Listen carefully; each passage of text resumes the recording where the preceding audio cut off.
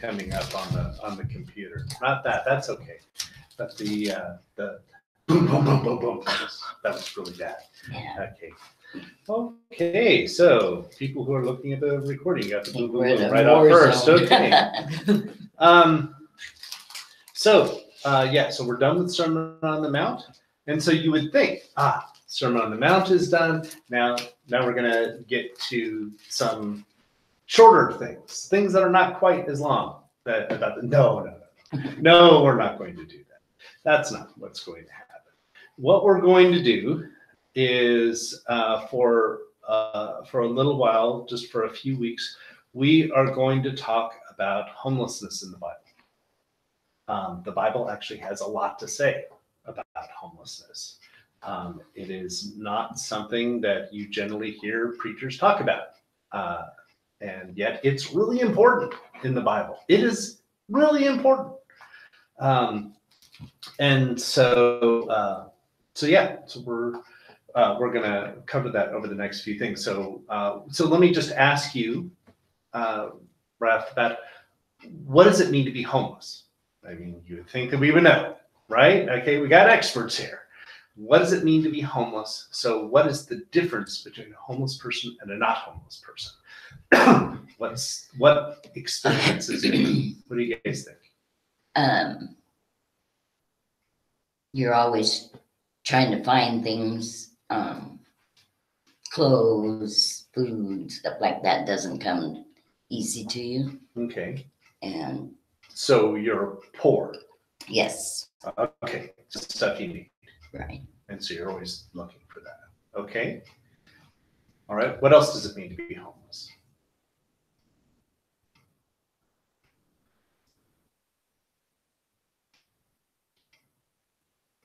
Oh, you have to sleep outside. Got to sleep outside. That's right. Sometimes in a tent, sometimes without a tent. Yep. Yeah. You don't get the medical help that you deserve. Okay. And since you're outside, since you are not in your own place with walls and a door that you can lock, you are completely vulnerable to anybody passing by. Yeah. You're vulnerable to be told to leave at any moment, no matter what the circumstances. You're just very vulnerable, very vulnerable. Yeah. Very unsafe. Very unsafe. And so life is unstable. Yeah. And you never know what's going to happen from one minute to the next either. And there are lots of different kinds of people that can come and just tell you that you need to leave right now. Yeah. At a moment's notice, possibly.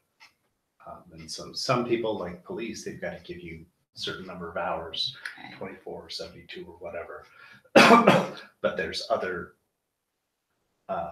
there are other folks who will just come and basically try to force you to leave right now, or they're threatening to do something horrible to you. Burn down your tent. Right. Yeah. And you can't plan ahead. You can't really do any planning. You're on your guard Sleep. No, you don't. Not much at all.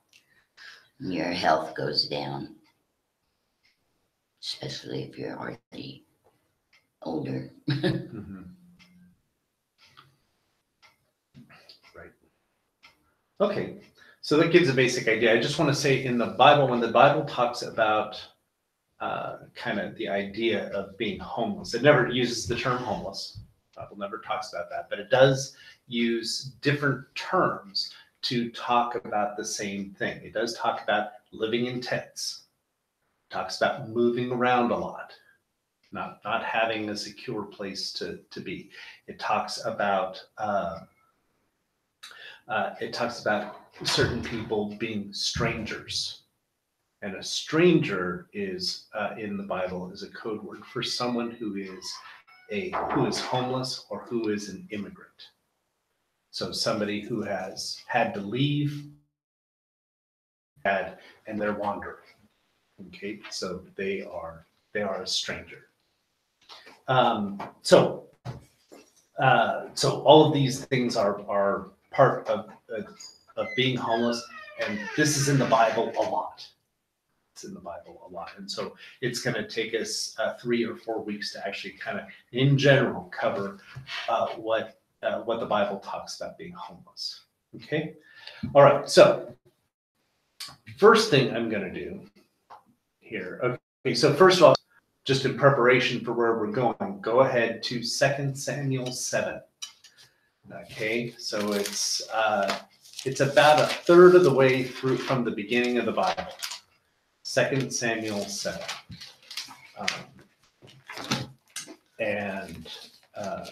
So it goes the first 5 books: Genesis, Exodus, Leviticus, Numbers, Deuteronomy, and then we've got Joshua, Judges, Ruth, and then we have 1st and 2nd Samuel. So we want to go to 2 Samuel 7. Okay. And I'm gonna start our story in the book of Exodus. I'm gonna kind of summarize the book of Exodus here, and then we're gonna move on from there. Okay, so in the book of Exodus, you got God calling Moses, and God is delivering the children of Israel from Pharaoh in Egypt. And we got the whole Red Sea. They're on the other side of the Red Sea, and God says, "You're delivered from Pharaoh." Okay, now they're in the wilderness, right? Wandering in the wilderness. So next few chapters in Exodus, God is talking about how he's going to take care of the children of Israel and how he's going to make sure they have enough food and enough water and all the basic things that they need in order to survive while they're in the wilderness. And then God gives them the basic rules that they need to live as a community. He says, "You guys are now my kingdom, and I'm the king. So these are the basic rules." And what are those rules called? 10 Commandments. The 10 Commandments, right? So he gives them the 10 Commandments plus additional rules. Okay, Just a few. Actually, it is just a few chapters at first, and then it grows after that. But anyway. And then Moses did this big ceremony to establish God as king over the people of Israel. And that's in chapter 24, and everything is wonderful at that point. In the next chapter, everything gets screwed up. Okay, because then you got the golden calf, and you've got them rejecting the rules that God gave them just a little bit more than a month ago, and things like that. And Moses had to forge another 10 Commandments because somebody broke the first ones, and all that drama. So after all that drama, the next item on the agenda is to have a home for God. So this takes the rest of the book of Exodus, that they want to establish a home for God. So, and it's really just a place where people can meet God, a place where people can talk to God and pray to him and have him talk to them back. Okay. And so what they did is they took a collection, just like you would today. They took a collection and just said, "Everybody, we're going to make a home for God. And so give us whatever really nice things you have, give us to them." And Moses knew that everybody had really nice things because before they left Egypt, he told them to go to neighbors, told the women to go to their neighbors and say, "If you want us to go, you're going to have to pay us." And so they would give them silver and jewels and coins and all kinds of booty. And it says in the Bible that was their payment for their years of service. So all the slavery that they did, they ended up getting paid at the end. So they took all this stuff, Shoot them down. shook them down, and took it into the wilderness. And now Moses is saying, "Okay, now you take some of that, and we want to see what you can give to God." Now remember, this is just after the golden calf, right? And that whole debacle. People were feeling very generous, very, very generous. And so they kept coming and bringing all this stuff until finally the people who were going to work on the house of God, they're just like, oh, stop. We don't need any more. We've got more than enough. Just stop. Thank you, but no. Thank you. We're good. So they took all this silver and all this gold and all these coins and all of that, and they fashioned, what do you think? What did they make? The Ark of the Covenant. That's right, the same one that you see in the movie. Okay, they made the Ark of the Covenant. Now, the Ark of the Covenant is actually a representation of God's throne. It is, and in fact, actually, a better translation for it is called the mercy seat. It's called the Ark of the Covenant because it's a box, and inside the box, the 10 Commandments are placed. So it's the Ark of the Covenant. Because all the things that represent the promises are placed in the Ark. But it's also called the mercy seat or the throne of God. It is the representation of where God sits down, and that's where he judges from. That's because God is the king, and so that's his. It's also sometimes called the judgment seat. But anyway, but it's usually called the mercy seat because that's what they're hoping. They built him a really fancy chair. They built him a really fancy chair. Now, in the Ark of the Covenant, you remember the pictures of the Ark of the Covenant, right? So at the top of the Ark of the Covenant, what are there? I mean, You got the box, and then on seraphim top or of cherubim or yeah, whatever they are. the cherubim, right? So you got the angels, and the wings are pointed towards each other, right? That comes straight from Exodus. That comes straight from Exodus. You got the cherubim with the wings pointed, and each cherubim has 6 wings. Okay, and how is God gonna sit on the throne, on the box, if you've got angels in the way? No, because the throne is actually the angels. It says in the Bible over and over again that God actually rests on cherubim who float around with God through the heavens, and they are crying, holy, holy, holy, day and night. And so that is, the angels are the throne of God. And the box is just the place to hold the stuff, okay? And then they also have poles in there, so that way the Levites, the kind of assistants to the priest, that they can pick it up and move it around, okay? Certain Levites are chosen to move the Ark of the Covenant around, okay? And then the Ark of the Covenant is put into a fancy tent, okay? And the tent has... And so the tent is like this, and it has a curtain right here. So the Ark of the Covenant is on this side of the curtain, and people go in on this side of the curtain, and they can go in this side, and they can pray to God on the other side of the curtain. Only 2 people are allowed on the other side of the curtain. Okay, one is Moses, and the other one is whoever happens to be the high priest. Okay, so at first that was Aaron. Aaron was the high priest, so he could go on the other side, and Moses could go on the other side. And when they died, then Aaron's son became high priest. And it's always, the high priest is always the son of Aaron. And they're the ones who go to on the other side into the presence of the Ark of the Covenant. The other ones who can go into the presence of the Ark of the Covenant are the Levites who carry the Ark. So they can actually put the poles in both sides of the Ark of the Covenant and carry it around. So they can go in there when it's time to move. The time to pack up, yeah. Okay, so I want you to notice the important thing here is this is mobile. It's easily moved. It isn't too heavy. Yeah, it's got stone tablets, but the stone tablets are only about yay big, probably. And they're put in there, so it's fine. It was fine until Joshua's time, because in Joshua's time, in the Ark of the Covenant, they put in 12 large stones from the Jordan River, and that had to weigh it down quite a bit. Anyway, but before then, easy to move, carry around. It's very mobile.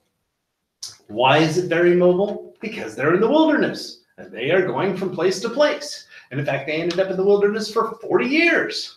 And they moved from place to place to place to place. Not as often as homeless people move nowadays. They probably moved, so in some places they stayed for 5 years. Other times they had to move, if they were heading toward a place, they had to move, once every other day except on the Sabbath. But the Ark of the Covenant, or the presence of God went with them wherever they were at. And that's the thing, is that God set it up so that way wherever his people was, he would be in their midst. He would be in their presence. So that's an awesome thing. There's the book.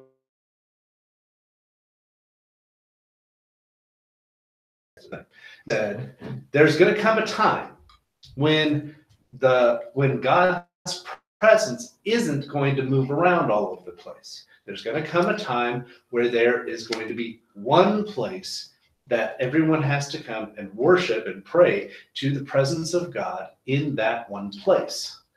Right, temple. But not yet. Moses didn't even say temple. He didn't even say that it was going to be a building. He said it was just going to be stationary, that it wasn't going to move around.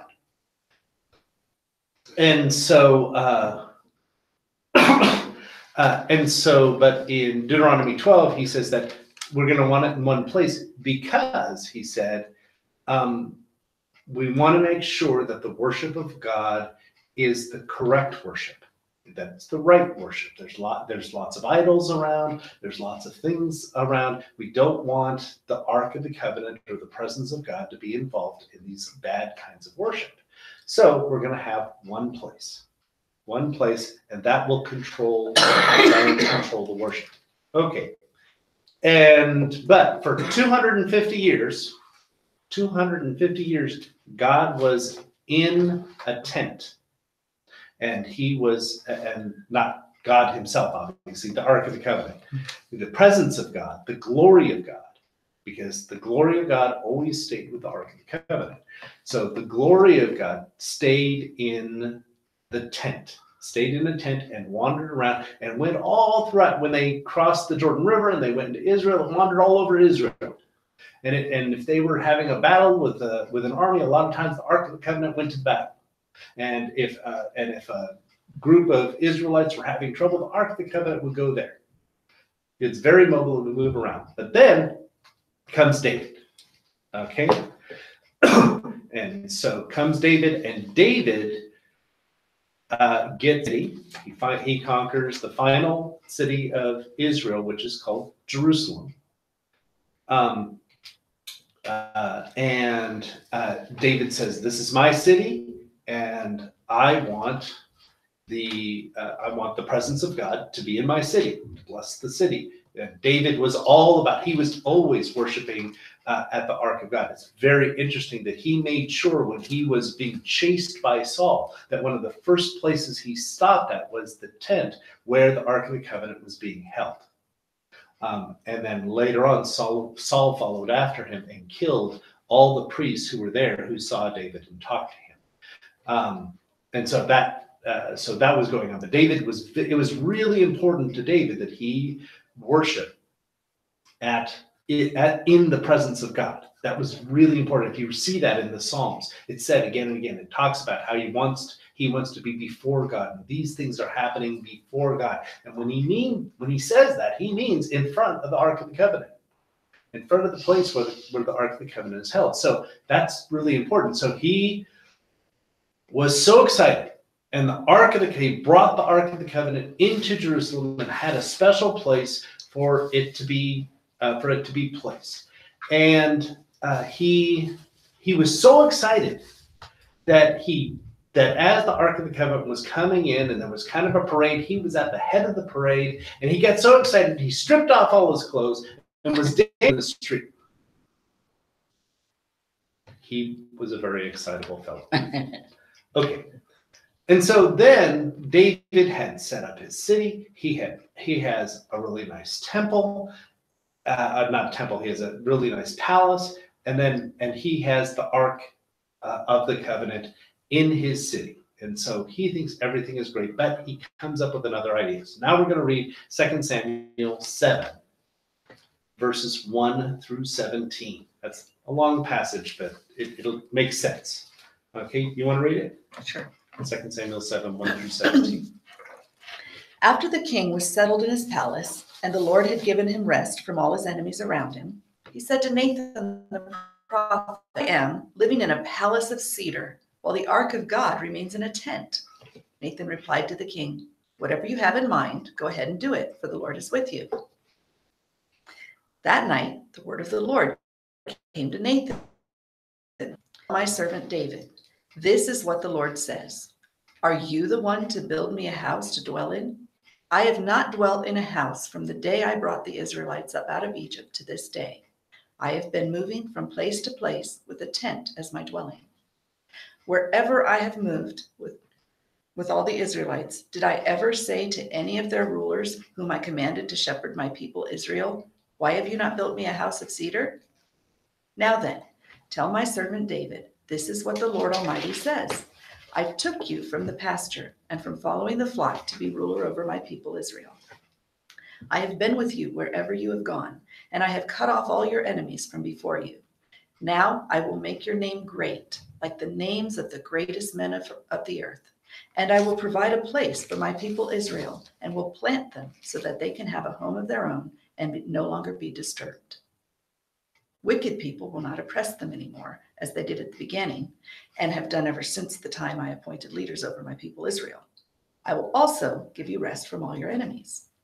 The Lord declares to you that the Lord himself will establish a house for you. When your days are over and you rest with your fathers, I will raise up your offspring to succeed you, who will come from your own body, and I will establish his kingdom. He is the one who will build a house for my name, and I will establish the throne of his kingdom, be his father, and he will be my son. When he does wrong, I will punish him with the rod of men, with floggings inflicted by men. But my love will never be taken from him, as I took it away from Saul, whom I removed from before you. Your house and your kingdom will endure forever before me. Your throne will be established forever. Nathan reported to David all the words of this entire revelation, with pie on his face. Well, Nathan was used to that. It's not the first time. That he said, go ahead and do it. And then No, God had that to say, he said, oh, this sounds like here we could do this, and then it turns out, oh no, No, now I've sorry. actually listened to God, and it said it's he something said different. something else. Yeah, and so but Nathan, I always like Nathan because he's always like he's not trying to hide it. Uh-huh. He just comes back and says, yeah, no, that thing I told you before, that was was wrong. And so Sorry. I always like Nathan. I always like Nathan. Okay, so here's David in this really big fancy house, and God's living in a tent. That's the way he sees it, because God is living in a tent. And he said, this is a shame to me. I love God. I love God so much. I've got lots of money to make a decent house for God. Why don't we make a house? It's a great idea. And Nathan thought it was a great idea until he heard from God. Why is it? God said, you know what? I like being homeless. God said, I want to live in a tent. Living in a tent is perfectly fine for me. I don't want you to build me a home. Don't build me a box to live in. I don't need that. But I'll tell you what, instead of you building me a house, I am going to build you a house. Instead of you freeing me from homelessness, I'm going to free all my people from homelessness. They don't have to run. They don't have to go from place to place anymore. They're going to have a secure place now to live. I'm not going to, you, David, have been running in the wilderness for years, and now I'm going to give you rest and security, and you're not going to have to run anymore. Got changed a little bit later, but circumstances happened. Anyway, And then God said, you're not going to build me a house. I'm going to build you a house. And the house is not going to be made with wood or bricks or anything like that. Instead, it's going to be a house of people. And it's going to go on forever. And that's an amazing thing for God to say. Okay, couple things we need to remember. Number one, God doesn't mind being homeless. God is okay with that. He doesn't have any problem with that. Secondly, God, when he was okay with David being in the wilderness. There comes a time that God says, you know what, it's time for you to rest. It's time for you to have a home and to rest. This is what God tells his people. Okay, we're going to cover that more later. But so David said, okay, I don't get to build God a house, but my son will. So David started making plans to have a house built that his son would build. Okay, who built the temple? Solomon, David's son, built the temple. He built a really fancy temple. In fact, they imported wood from the major forests of Lebanon. Notice there's no forests in Lebanon anymore. There used to be, though. There used to be huge forest cedar trees, huge cedar trees. And they chopped a bunch of them down and they brought them and built the temple out of them. Anyway, and they got gold and jewels, tons of jewels. And it was and they made up the whole temple to be this fancy, really fancy thing. And so instead of a tent, which had a curtain on it, they built the box. Okay, but they said, well, okay, but this isn't big enough. Okay, so here's the Ark of the Covenant, and here's the box for the Ark of the Covenant, the room that the Ark of the Covenant is. He says, but we've got a lot of people who want to worship God. So we're going to make it a big room. Okay, big room, big enough for all the men of Israel to come in. Only men. And only men of Israel. Before this, when God was in a tent, women would come and would worship God and get answers from God. Actually at the beginning of 1 Samuel, we have a woman, Samuel's mother, goes up into the presence of God, not in the holy of holies, but in front of the tent, and she worships God, and God gives her an answer. And so women were able to do that. Not now. Now women can't go into this room that's next to the presence of God, and neither can Gentiles. Before, Gentiles could come and pray to God. Do we know who changed that? It had to be Solomon working with the priests, because we know that it was like this in Solomon's temple. Okay. Anyway, so if you were a man, then you could come in. But if you're a woman or a Gentile, a person who was not born Jewish, you had to stay outside. So you actually didn't get access to the presence of God. Now remember, the reason that Moses wanted a particular place was because he wanted to be able to control the worship. This is part of controlling the worship. Moses or David? Moses. Okay. Moses said that. Oh yeah, because of the, right. Right. Yeah, so when Moses said that he wanted a place, he said that he wanted it so that way the worship can be controlled. Well, the problem is that when you start controlling things, you start over-controlling things. Okay, and so yes, we're not going to have idols there, but we're also not going to have women. We're not going to have idols, but we want to make sure that no one's going to sneak in any idols, so we're not going to have Gentiles either. Okay, so now they're starting to control who can connect with God. Now, at this point, it's okay. And it says that on the day that Solomon opened the temple, they had a festival, and it said that the glory of God, which is like a shining cloud, came in and filled the temple.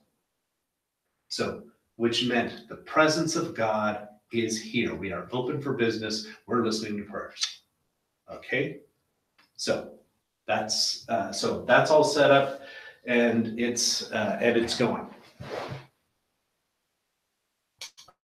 Okay, so and that's until the people of God weren't very good about their worship.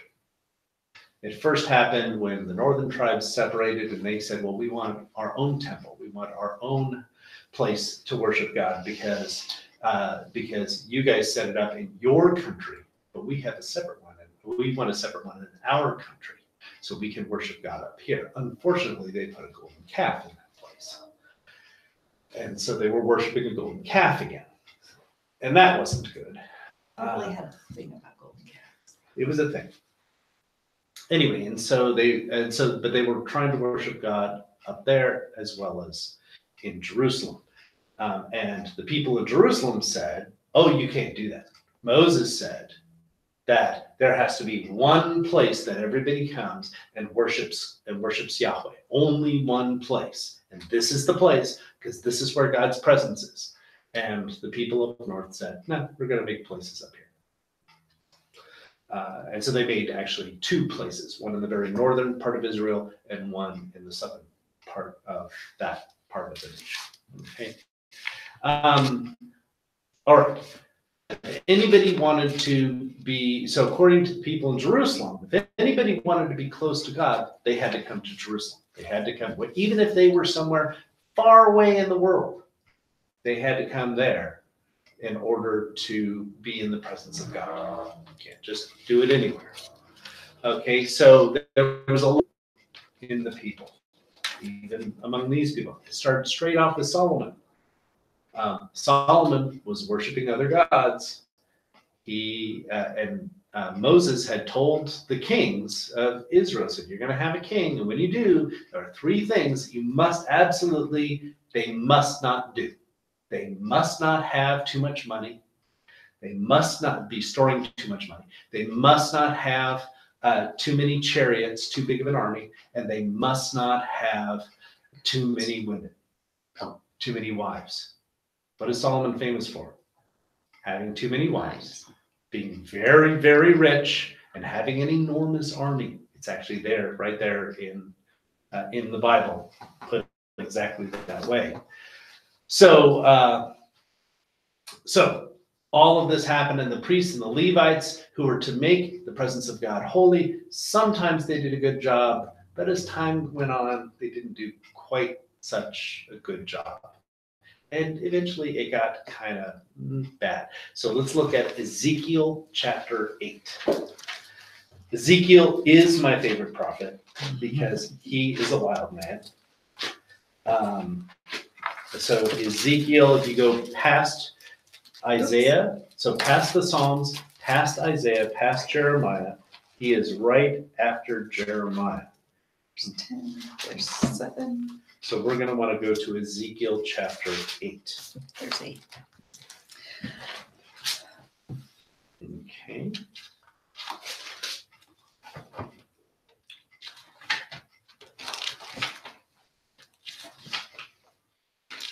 Okay, and we're going to want to read Ezekiel 8 verses 1 through 13. Does anybody want to read there? You guys are still getting there. I love especially the very beginning. I just want to say that with Ezekiel, we're at the beginning here, that Ezekiel is actually in Babylon. He is maybe 1,000 miles away from Jerusalem because he and other people had already been captured and taken to Babylon. Okay, and then so he is in Babylon and he is having a vision which takes him back to Jerusalem in a kind of a unique way. Okay, so does somebody want to read this verses 1 through 13? Sure. Great. Ezekiel 8. Ezekiel 8. Okay. Vision of abominations in the temple. The Spirit lifted me up in the air Wait. and brought me in Mhm.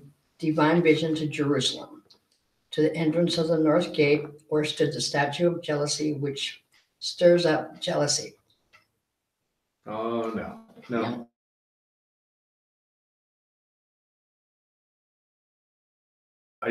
That's weird. Chapter 8, Yeah, But what verse did you start at? verse 1. verse 1. No. Well, it started out, it says 3 on it. Yeah, you started in verse 3. That's weird. But there's no 1 and 2. There isn't. What? There really isn't in hers. Oh my goodness, Well- that's a typo. No, it's not a typo. It's probably a textual error that they're trying to correct. Okay.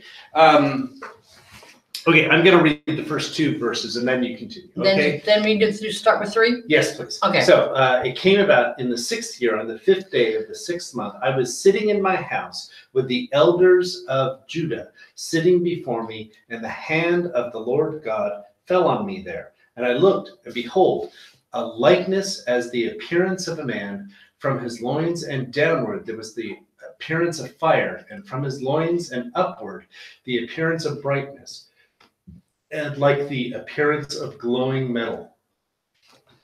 I'm going to keep going. Okay, go ahead. He stretched out the form of a hand and caught me by the lock of my head, and the Spirit lifted me up between the earth and the heaven, and brought me in the visions of God to Jerusalem, to the entrance of the north gate of the inner court, where the seat of the idol of jealousy, which provokes to jealousy, was located. Okay, now go ahead and start at verse 4. Verse 4. Okay. I don't see a verse 4. It'll go the It glory. goes from 3 straight to 5. Just read 5 there. Okay. Go ahead. He said to me, Son of man, look toward the north. I looked toward the north and saw northward of the gate the altar of jealousy.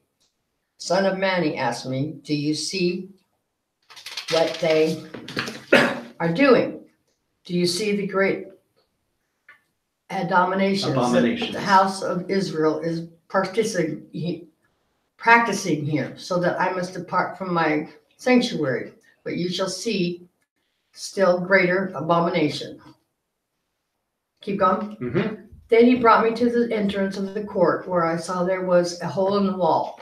Son of man, he ordered, dig through the wall. I dug through the wall and saw a door. Enter, he said to me, and see the abominable evils which they are doing here. I entered and saw that all around upon the wall, where pictured the figures of all kinds of creeping things and loathsome beasts, all the idols of the house of Israel. Before there stood 70 of the elders of the house of Israel, among whom stood Jaazaniah, son of Shaphan. Each of them grants of the incense was rising upward. Then he said to me, do you see, son of man, what each of these elders of the house of Israel is doing in this idol room? They think, the Lord cannot see us. The Lord has forsaken the land. He continued, you shall still see greater abomination that they are practicing. Anyway, and it goes on, it shows different people worshiping the sun in the temple. Other people are worshiping other idols in the temple, and there's idols that are stored all throughout the temple. So Ezekiel is basically doing a tour of the entire temple area and showing that instead of being dedicated to the presence of God, it is instead dedicated to idols. And as Ezekiel's vision continues later on in the book, he sees the glory of God, the shiny cloud of God, go up off of the temple, leave the temple, and then go up into heaven. So it is no longer, so the presence of God, the glory of God is no longer in the temple, but he had to leave because the temple is so full of it is out of control. Of having one place of worship was so that way the worship could be controlled.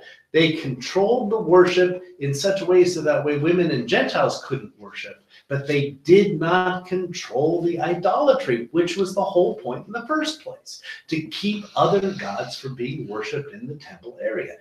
So the whole thing was pointless. And God says, okay, this isn't what I want to do. Now, does that mean that God with his people?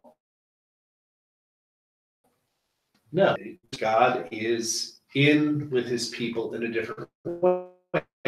Chapter 36, he says that I had to destroy my temple and I had to destroy Jerusalem, but from now on, there's going to come a time that I'm going to be with you through the Spirit. So that way I will be with you and I'm not going to be controlled in the place where I need to be.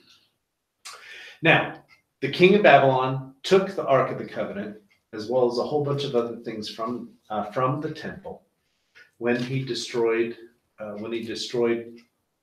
Jerusalem, and he just kept all that stuff. Okay, so then when eventually, about 70 years later, the people of God came back to the land, and eventually they decided to build another temple. After they had settled down and got themselves settled in, then they said, okay, now we're going to build another temple. And there were some very, very old people who could remember the original temple.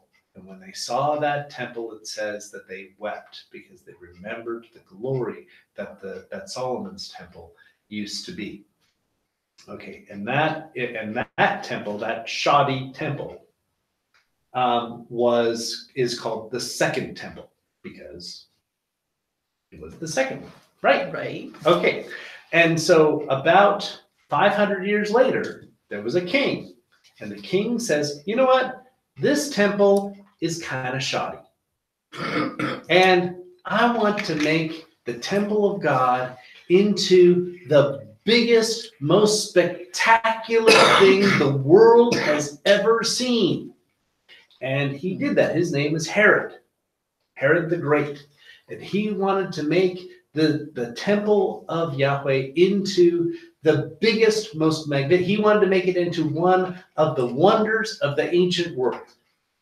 And in some countings, it was one of the wonders of the ancient world. So this is the temple as it was that was based on Solomon's temple, and he put another wall around this. Wow. Okay, and this was the place where the women and Gentiles could worship. Okay, that's not bad. No, you've got lots of space now. Okay, so the men are here, and then the Holy of Holies is here, but it doesn't have the original Ark of the Covenant, and we have no indication that they built another Ark of the Covenant. And so, as far as we know, the Holy of Holies was just an empty room. We don't know if that it had candlesticks and things like that the original Holy of Holies had. But for the most part, it didn't have anything that represented the throne of God, so far as we know. But there are other things, by the way, that are going on. So, like, you've got pillars with angels on them, and you've got a whole this whole area in here that is glass, that is hard glass down along the bottom of it, and the pillars are covered with gold and have pictures on them, some of angels and some of animals and different things like that. All of these different things throughout there, and then you've got the large court outside. But what Herod did is not only did he build this wall around it, but he also built underground offices, so that way the priests all had offices in the temple. They were underground, and also he built these underground baths. So that way on one side was the women's baths and the other side was the men's baths. And so the men's baths would go directly would empty out into this room, and then the women's baths would empty out into the court here. And it was just enormous and big. And so that way everyone who entered into the temple would be cleaned before they came into the temple. And each stone was huge, like this tall, and that wide as well. So like they were enormous stones, and they were special stones that were particularly quarried from a distance and brought in, and it took 40 years to build this temple. I'm assuming that was slave labor. It's interesting because the Temple of Solomon was slave Definitely labor. slave labor.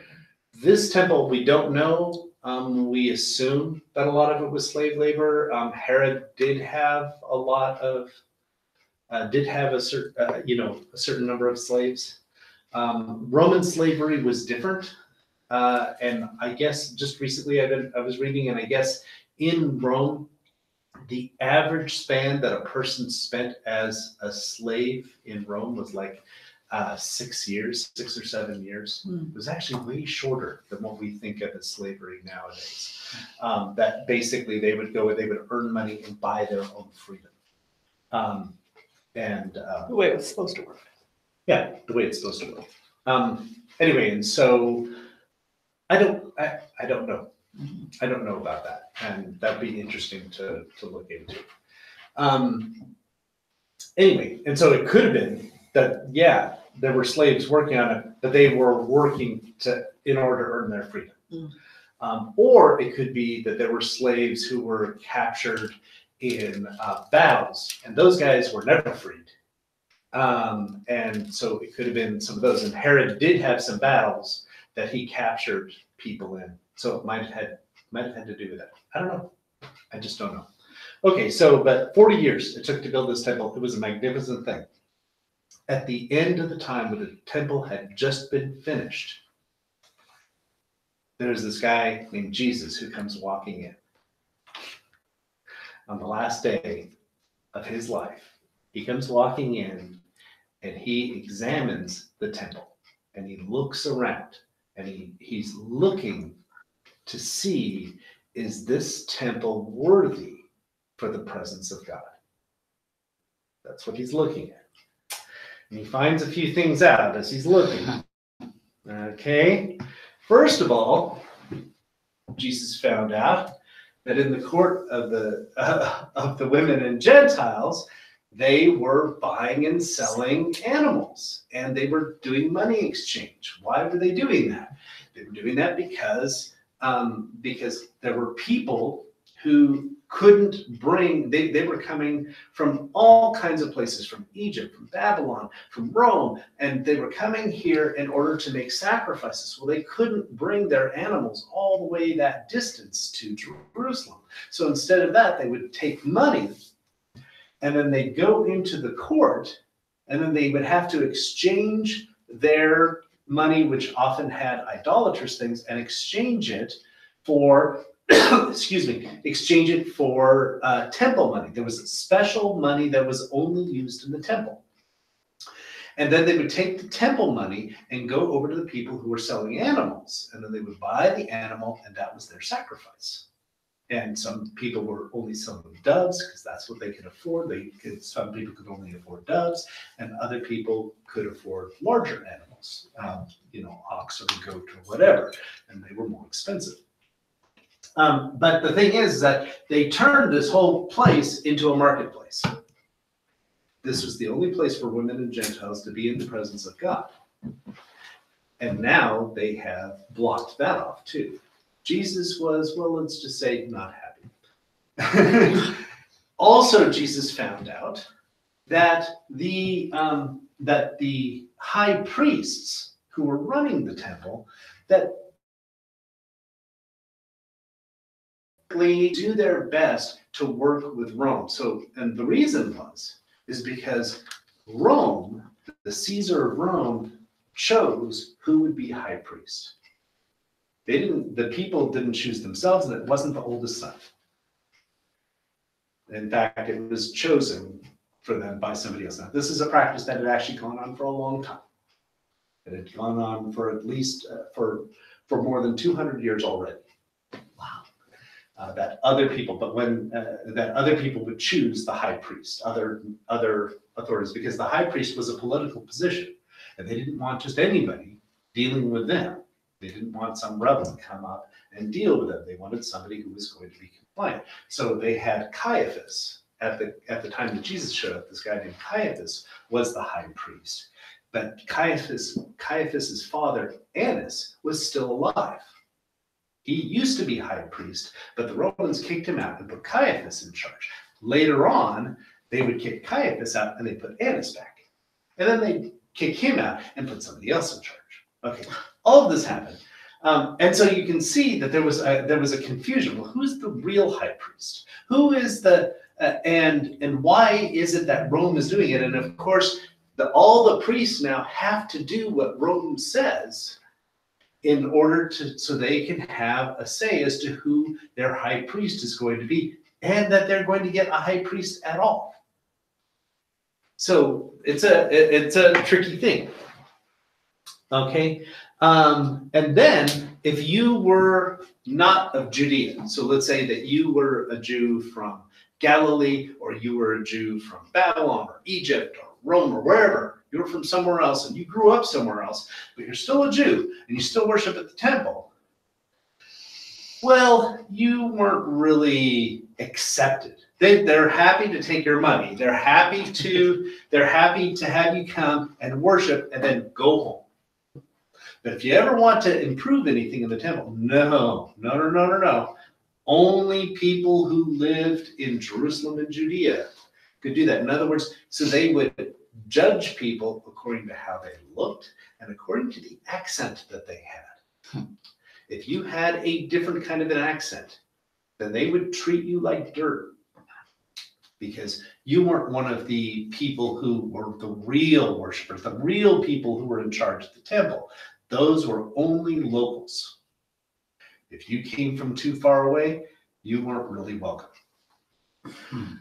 Okay, these are the things that Jesus found out. And Jesus said, this temple and this priesthood is not worthy of having the presence of God, which is why he started, the thing that really bugged him was the policy that the high priest had set up in order to set up the animals and the money changers in the worship area instead of outside the wall. They set it up inside. Now they set it up inside because it's really crowded in Jerusalem. It's really, really crowded. Still, Jesus says, no, that's not acceptable, because you're taking a whole huge group of people and you're basically saying, no, your worship doesn't really count. You don't count in being in the presence of God. So that Jesus said that is unacceptable. So Jesus out of the temple, and so they killed Jesus. But before that, Jesus said the temple was going to have to be destroyed. Jesus said to his disciples, you see these stones? Not one stone will be left upon another. And in less than 40 years, that happened. So this temple, in all of its glory, was around for less than 80 years. And then the whole thing was destroyed. And the whole priesthood was set aside. Okay? And I said all this to tell you about God. First of all, I want to make sure that Jesus taught us certain things about God. He taught us certain things about what God wanted. First of all, Jesus wants us to remember God never wanted a building to begin with. The building is not important. So in John chapter 4, Jesus is talking to the Samaritan woman at the well. And the Samaritan woman, I'm gonna go ahead and read a part of this. The Samaritan woman said to him, our ancestors, meaning the Samaritans, worship on this mountain. Remember, the northern people, they had their own place, their own temples and places of worshiping God. She's saying, we have our place to worship God. They don't have a golden calf anymore, by the way. We have our place to worship God. You guys have your place to worship God. And we have a big argument about this. And Jesus said, a time is coming when you will worship the Father neither on this mountain nor in Jerusalem. You Samaritans worship what you do not know. We worship what we do know, for salvation is from the Jews. But a time is coming, and has now come, when true worshipers will worship the Father in spirit and in truth, for they are the kind of worshipers the Father seeks. Jesus is saying it is not, nor ever was, about the building. God is not interested in having worship in a particular place.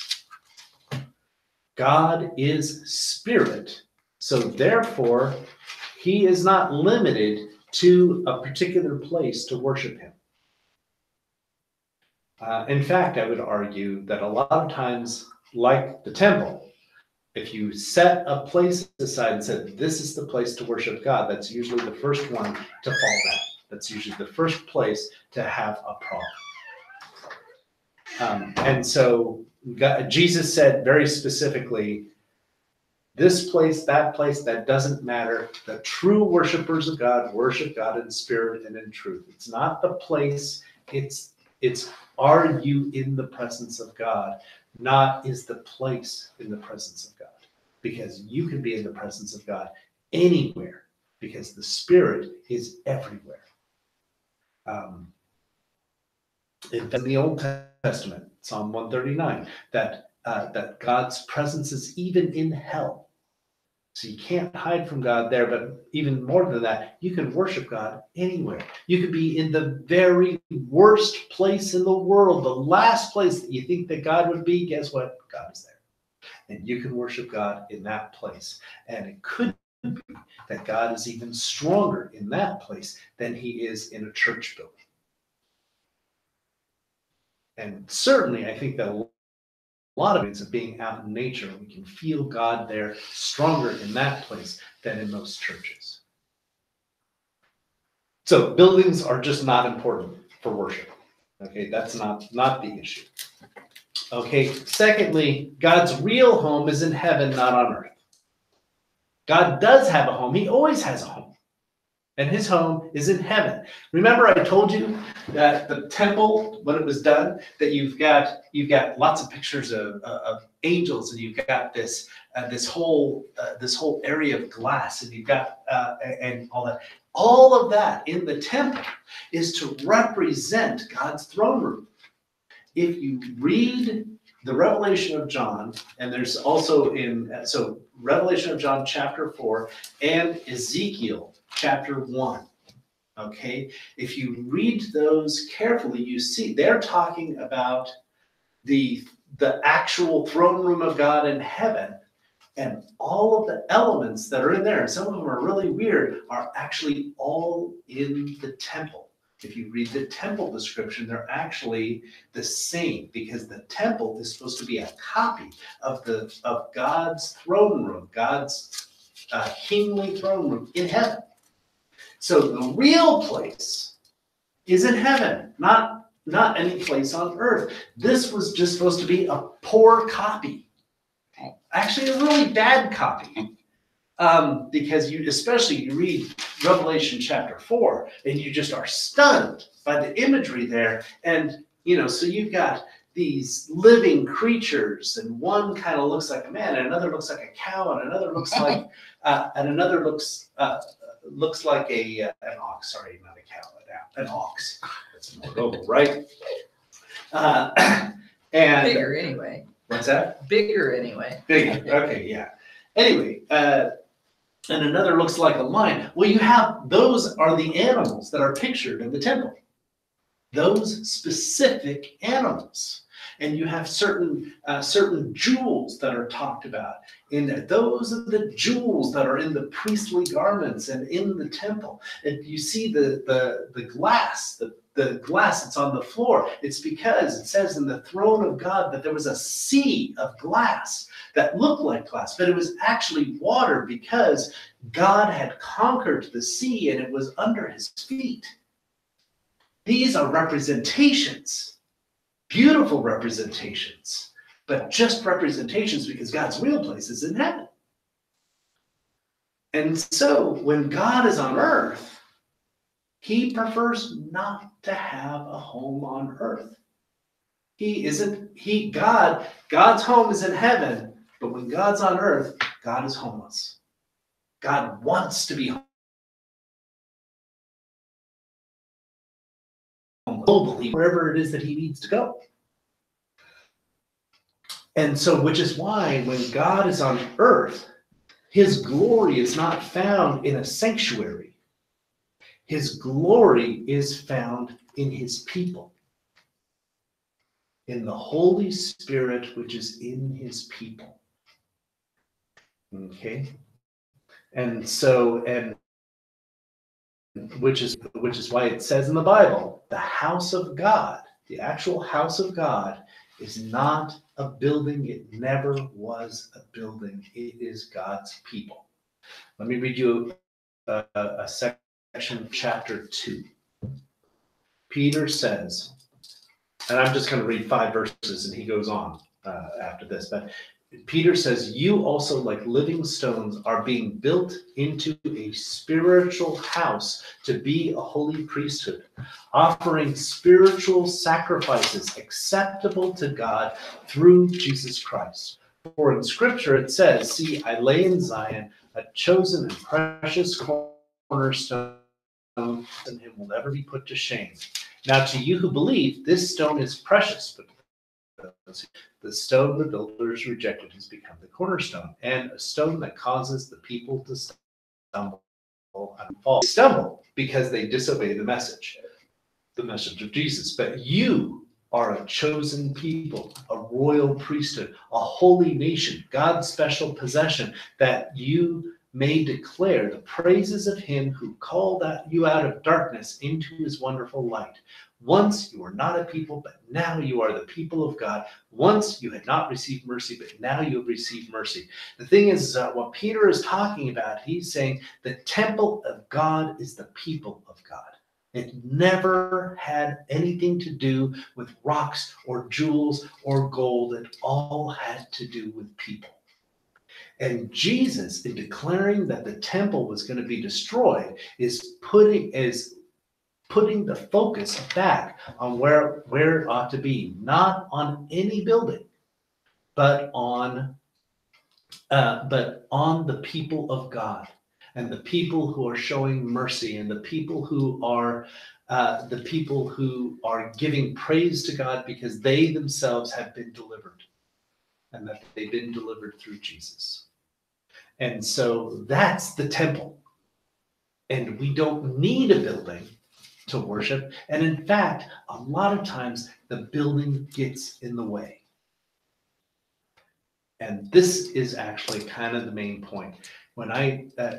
So I say that on earth, God prefers to be homeless. So why do we as a church continue to build building after building after building after building, which is primarily used for worship? Some of the buildings are only used for worship. And why is that when there's other things that need to be done? Remember, when God spoke to David, he said, I don't want a home for me. I want a home for my people. I'm not interested in you giving me a home. Instead, I'm going to give my people a home. So all the people who are out there who are homeless right now, God wants to give them a home. He wants to give them rest. And instead, God's people are spending their money building more and more and more houses for God that God never wanted in the first place. God is not looking for a home for him. He's looking for homes for his people who are out on the street. God wants to be homeless. He's better homeless. God is more powerful homeless rather than locked in a box. God's people need security and safety. And that's what God wants us to focus on. Instead of giving him a home, he wants us to give other people homes. All right, that's all I've got to say. Well, I'm sure it's not, but that's all I'm saying right now.